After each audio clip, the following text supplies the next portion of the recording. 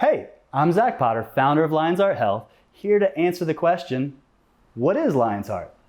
So Lions Heart is the idea of being your best self. Our mission specifically is to provide tools and leadership for the world to become healthier, mind, body, and heart. Our method is to lead a simple path to assess and then address each major area of health. So let's take a look at these simple steps. The first step of this path is finding your why and then committing to becoming the best version of yourself. We can learn how to do push-ups, we can learn about cardiovascular disease and the appropriate testing, but what is actually going to carry us through to be able to get up and do this every day? I always like to say that a strong enough why can conquer the how to any what. It's very important to find out what your why is.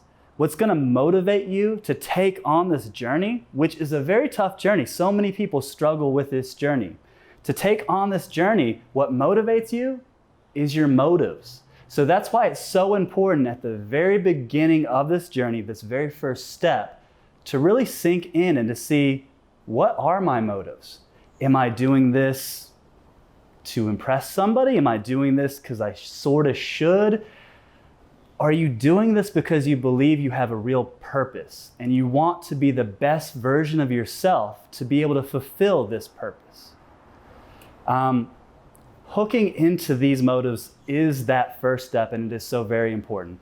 I'd love to share with you a little bit about my why, what allows me to get up and live a daily process leading towards better health. And yes, I struggle and I fail and I fall, but I pick myself back up over and over again. But my why behind the what is I do believe that this world is sick. I believe there's a lot of good things in this world, but I do believe that there's a lot of problems in this world. But I believe that collective health is just a bunch of individual healths. And the only way that this world is going to get better is if individuals choose to become their best version of themselves. So that ends up with me looking in the mirror. If I can't choose to get up and to push through with willpower to do what I think is best, how do I expect this world and all these other individuals to do so? I don't have power over them, but I do have power over myself.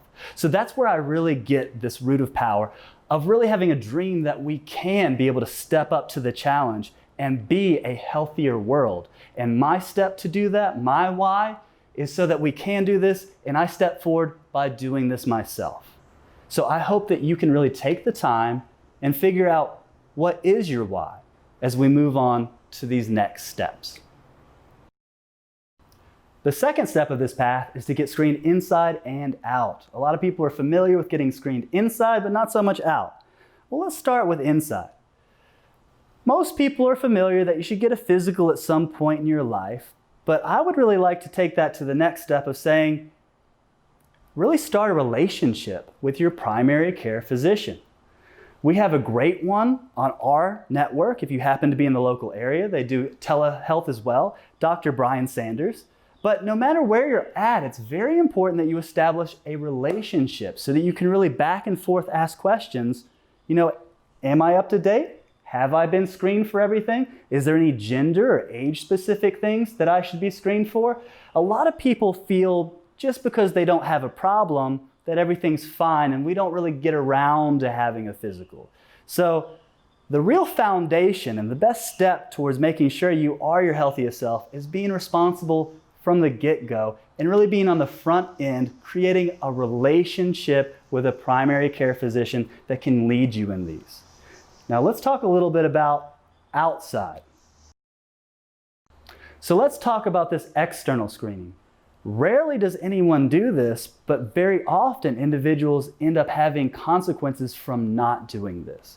It is very important to either with a physical therapist, a chiropractor, or an advanced personal trainer to have your alignment screened from head to toe periodically through your life. Things like tight hip flexors, even Dallinger's hump. Dallinger's hump is a completely preventable issue. So often things can start so subtle, our posture can start to come in, and we don't even realize it happened until it's too late. Or we can start to have shoulder issues, and then when we start an exercise program and we do a pressing motion, we get a shoulder impingement. Why? Well, our shoulders are out of alignment and we don't feel it because this just feels normal to us. If you see a therapist, they can see that you're in a position where you need to have physical therapy or go through different movement practices, for example, yoga or a variety of gymnastics-based movements that can really open up your alignment. So it's very important to get screened for our external alignment and posture. The third step in this path is to assess and then address our physical fitness. We want to make sure that we're not drastically imbalanced, that we don't have a weak link. You don't want to be very strong but not very flexible, or extremely flexible and not very strong. Or maybe it's your cardiovascular fitness that needs to be lifted up. Whatever it is, we don't know until we really assess ourselves. So whether it's with an advanced personal trainer or with a physical therapist, take the time to make sure you don't have any major weak links in your physical fitness, that one muscular chain isn't imbalanced to another muscular chain. So once we learn what this assessment says and whether we are imbalanced or whether we're doing pretty good and we want to maintain that, it's now time to look and make a schedule and commit to a workout split. Maybe you want to grow in your weak points. Maybe you just want to maintain. But we won't know until we really look at where we're at. So that's why it's so important to assess our fitness and then look and make a plan and commit to a weekly split to address any issues there. All right? So once we've done that, we're going to move on to our next step.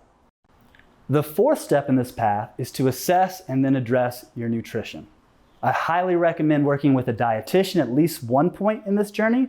However, in the end, only you can really decide what works best for you. And that's why it's so important to really understand the fundamentals. What are the goals that all health-based diets are working towards? What are the pieces that all diets, no matter what diet it is, they're working with? Food groups, macronutrients, micronutrients, the pieces they all play with. What are the common dietary strategies people are having success with? When you can really learn these fundamentals, the goals they're all looking for, the pieces they all play with, and then the common dietary strategies people are taking, at that point, we can wisely take a look at our own diet under the microscope, taking a season to really look and add up what our macronutrients are, what food groups we're eating, and see, hopefully with a dietitian at this point, where are we at and where do we want to go? The fifth step in this path is assessing and addressing our lifestyle. What do we want and how are we going to get it? What are our life and health goals and how do they fit into a schedule? This begins with a deep assessment of who we are and a goal storming of specifically what do we want. We then move into looking at our schedule. How do these goals fit into our daily process and our weekly schedule? Next, we want to look at how our environment and our habits either pull us closer or further away from these goals. I highly recommend working with a counselor or a mentor in this process. And this step never really ends. This is the path of our lives. And I'm glad you joined me in this path, the path to becoming our best self.